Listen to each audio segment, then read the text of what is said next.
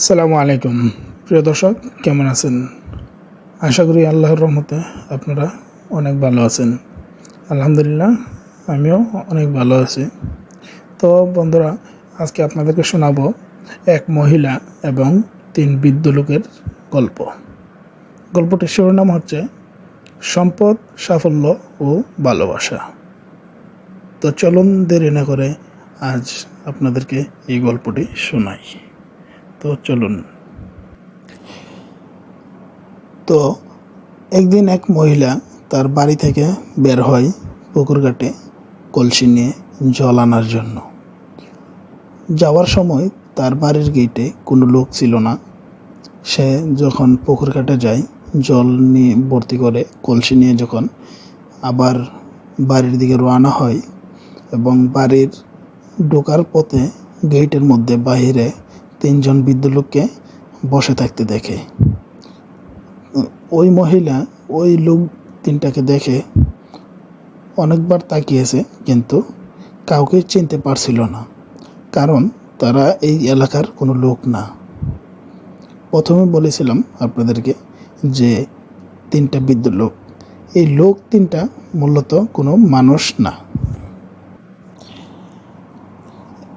যেই 3টা লোক, এই 3টা লোকের মধ্যে 3 জনের নাম 3টা। যেমন প্রথম জনের নাম সম্পদ, দ্বিতীয় জনের নাম সাফল্য এবং তৃতীয় জনের নাম ভালোবাসা। তারা মূলত ওই মহিলাকে একটা উপকার করতে এসেছিল, মানে ওই সংসারে কিছু আয় উন্নতির জন্য, ভালোবাসার জন্য এবং সফলতার জন্য।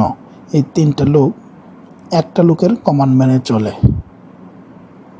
যেই সঠিক লোকটাকে মহিলা ডাকবে, মূলত বাকি 2 জনও ওই প্রথম জনকে ফলো করবে।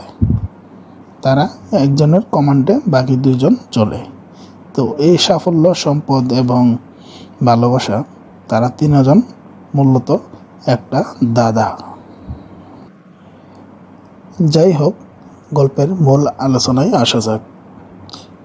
তো মহিলা অনেকক্ষণ তাকিয়ে থাকার পর তাদের কাউকে চিনতে পারেনি, কারণ তারা এই এলাকার লোক না। তারা মানুষের রূপ ধারণ করে এই মহিলার বাড়ির গেটের সামনে এসেছিল ওই ফ্যামিলিকে উপকার করার জন্য। যেমনটা রূপকথার গল্পের মধ্যে হয়ে থাকে, যে জাদুরঘাটি থেকে বা আলাদিনের প্রদীপ থেকে একটা দৈত্য বেরিয়ে এসে মানুষকে উপকার করে, ঠিক সেই রকমই একটা দাদা, যে 3টা লোক। তো অনেকক্ষণ তাকিয়ে থাকার পর মহিলা ভাবতেছিল সম্ভবত তারা ভিখিরি মানুষ, বা ভিক্ষা করতে এসেছে বা খাবারের খোঁজে এসেছে, অনেক ক্ষুধার্ত, কারণ তাদের চেহারার মধ্যে খুব ক্লান্ত দেখতেছিল। তো মহিলা অনেকক্ষণ তাকিয়ে থাকার পর সে নিজেকে নিজে প্রশ্ন করতেছিল এবং উত্তর খুঁজতেছিল, কিন্তু মহিলা কোনো অবস্থাতেই কোনো কিছু মিলাতে পারছিল না, যে তারা কি ক্ষুধার্ত নাকি ভিখারি নাকি তা কোনো কিছুর জন্য এসেছে। সঠিক কারণ মহিলা জানতে পারতেছিল না। এক সময় মহিলা ভাবতে ভাবতে ওই 3টা বৃদ্ধ লোককে জিজ্ঞেস করে যে আপনারা কারা, যে আমি তো আপনাদেরকে চিনতে পারি নাই, আপনারা এখানে বসে আছেন, কি চান? আপনারা মনে হয় ক্ষুধার্ত, বাড়ির ভিতরে আসুন, আমি আপনাদেরকে খাবারের ব্যবস্থা করতেছি। তো মহিলা যখন এই কথা বলে, তাদের 3 জন বলে, না, আমরা বাড়ির ভিতরে যাব না, কারণ আমার নাম হচ্ছে সম্পদ, আর দ্বিতীয় জনের নাম হচ্ছে সাফল্য এবং তৃতীয় জনের নাম হচ্ছে ভালোবাসা। আমরা এভাবে যেতে পারি না, আর আমাদেরকে নিতে হলে আমাদের কাকে, যে কোনো একজনকে নির্দিষ্টভাবে নাম ধরে বলতে হবে কে যাবে বাড়ির ভিতরে। আর দ্বিতীয় কন্ডিশন হচ্ছে, বাড়ির মধ্যে কোনো পুরুষ মানুষ না থাকলে আমরা ওই বাড়িতে যাই না। তো মহিলা তাৎক্ষণিক তাদের জবাবে বলল, ঠিক আছে, নাম ধরে নাও বললাম, কিন্তু আমার বাড়িতে কোনো, বর্তমানে আমার বাড়ির কর্তা বাড়িতে নেই। তো তারা জিজ্ঞেস করলো কখন আসবে, সন্ধ্যার সময়। তো মহিলা যখন তাদেরকে ডাকতেছিল তখন তারা তাদের 3 জনের নাম বলে, এবং যে কোনো একজনকে নাম ধরে বললেই যে যার নাম বলবে তারা তার সাথে যাবে। তো মহিলা এটা বুঝতে পারে এবং দ্বিতীয় প্রশ্নে যখন তিনটা বৃদ্ধ লোক ওই মহিলাকে বলে বাড়ির মধ্যে পুরুষ না থাকলে যায় না, তখন মহিলা বলেছিল যে ওনার কর্তা বাড়িতে নেই, সন্ধ্যার পরে আসবে। তখন ওই তিনজনের একজন বলে তাহলে কর্তা যখন বাড়িতে আসবে তখন আমাদেরকে ডাকবেন, তখন আমরা বাড়িতে ভিতরে যাব। তখন মহিলা বলল তো ঠিক আছে, আপনারা অপেক্ষা করুন। তো কিছুক্ষণ পরে সন্ধ্যা গনিয়ে আসে এবং বাড়ির কর্তা বাড়িতে ফেরত আসে। কর্তা আসার পর মহিলা তার স্বামীকে এই ঘটনাটি খুলে বলে। স্বামী শোনার পর বলে যে ঠিক আছে, তাহলে তাদেরকে নিয়ে আসো। তখন স্বামীকে বলার পর স্বামী যখন বলে মহিলাকে ওই লোকগুলোকে বাড়ির ভিতরে নিয়ে আসার জন্য, মহিলা তখন গিয়ে গেটের মধ্যে দাঁড়িয়ে বলে চলুন, আমার কর্তা বাড়িতে ফিরে এসেছে, আপনারা ভিতরে আসতে পারেন।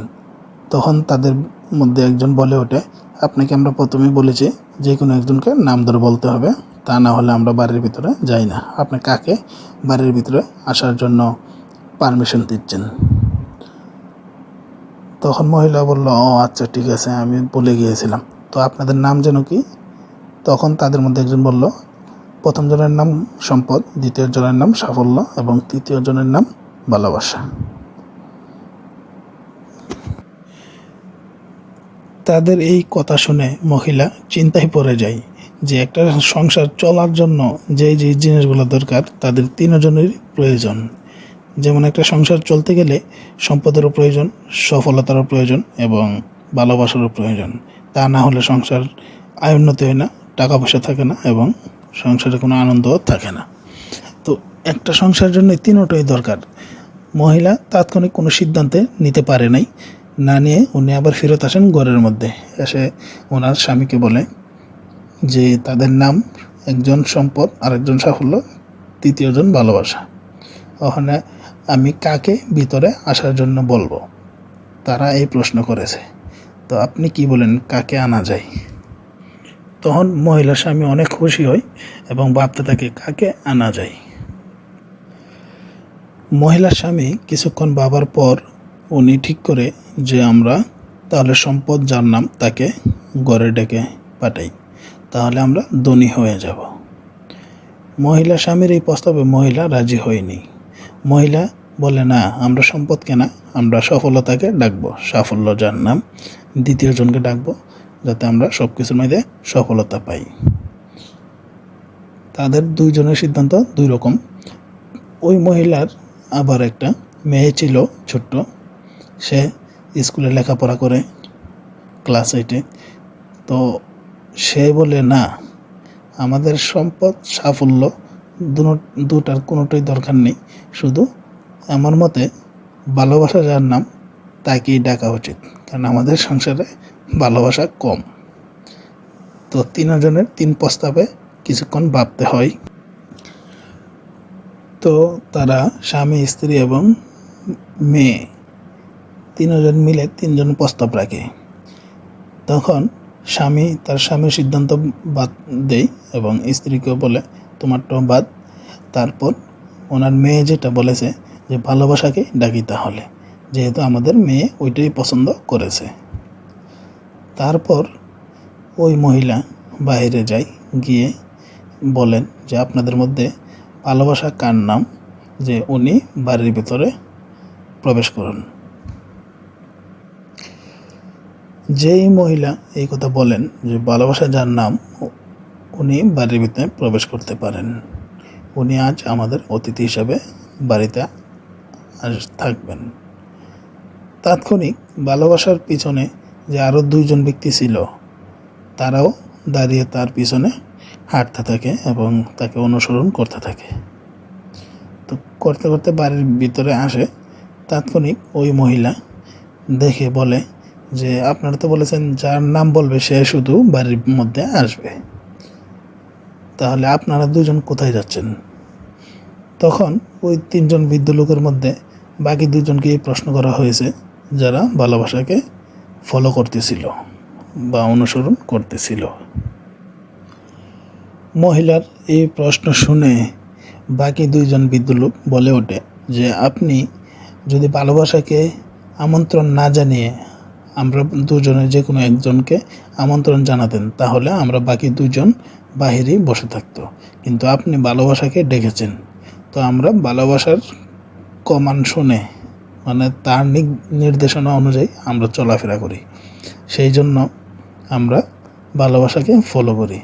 যদি ভালোবাসাকে না বলে আপনি আমাকে বা সাফল্যকে আমন্ত্রণ জানাতেন, তাহলে আমরা একজনই যেত। কিন্তু ভালোবাসা যেদিকে যাবে, আমরা বাকি দুজনও সেদিকে যাব। কারণ আমাদের তিনজনের মধ্যে ভালোবাসা হচ্ছে আমাদের কমান্ডার। তো ওই দুই বৃদ্ধ লোক ওই মহিলাকে বোঝাতে চাচ্ছে যে ভালোবাসা যেখানে যাবে আমরাও সেখানে যাব, কারণ আমরা তাকে ফলো করে চলি, মেনে চলি। তো যেখানে ভালোবাসা আছে সেখানে সম্পদ, সাফল্য সবই আছে। এটা ছিল মূল কথা। তো বন্ধুরা, আজকে আপনাদেরকে যেই গল্পটা শুনিয়েছি তার শিরোনাম প্রথমেই বলেছি যে সম্পদ, সাফল্য ও ভালোবাসা। তো আমাদের বাস্তব জীবনেও ঠিক একই রকম। যেখানে ভালোবাসা আছে সেখানে সম্পদ, সাফল্য দুটোই থাকে। তো আমাদেরও উচিত ভালোবাসার সাথে সব কিছুই করা, যেমন পরিবারের সাহায্য সহযোগিতা করা, ভাই বোন সবাই মিলে একসাথে বসবাস করা, মায়া মহব্বত ভালোবাসা নিয়ে। তাহলে আমাদের চারিদিকে সব কিছু সহজ। যেমন সম্পদ, সাফল্য এগুলা এমনিতেই আসবে চেষ্টার ফলে, যদি আমরা ভালোবাসার সাথে এসব দায়িত্ব পালন করি এবং সততার সাথে জীবনযাপন করি। তো বন্ধুরা, আশা করি আজকের এই গল্প আপনাদেরকে অনেক ভালো লেগেছে। যদি ভালো থাকে তো অবশ্যই এই চ্যানেলটাকে like, comment and share, subscribe করতে বলবেন না। তো সর্বশেষে একটি কথাই বলবো, ভালো থাকুন, সুস্থ থাকুন এবং আমাদের সাথেই থাকুন। ধন্যবাদ বন্ধুরা, দেখা হবে আবার কোনো নতুন এপিসোডে। আল্লাহ হাফেজ।